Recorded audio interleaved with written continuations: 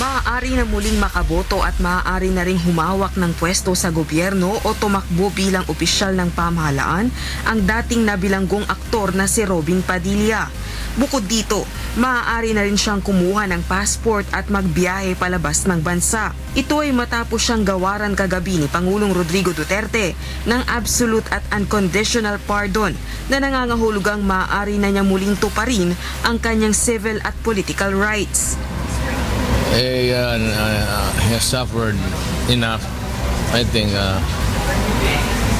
kung bitawan mo lang man yung tao sa labas, give him the rights.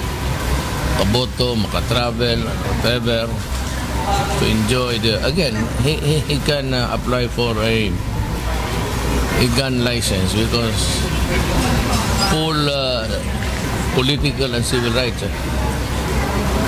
Iginawad ng Pangulo ang amnestiya base na rin sa rekomendasyon ng Board of Pardons and Parole na nasa ilalim ng pamamahala ng Department of Justice. 1994 nang makulong si Padilla dahil sa kasong illegal possession of firearms. 1997 ang bigyan siya ng pardon ng dating Pangulong Fidel Ramos at Macalaya, subalit hindi lubos ang kanyang amnestiya.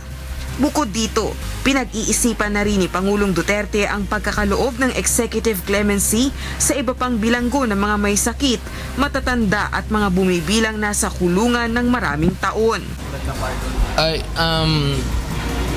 contemplating, they are preparing it. Kasi lahat ng matatanda saka may sakit, yung may rheuma na hindi na makatakbo, yung been there 80 years old above, kung gusto pa nila may mauwian sila,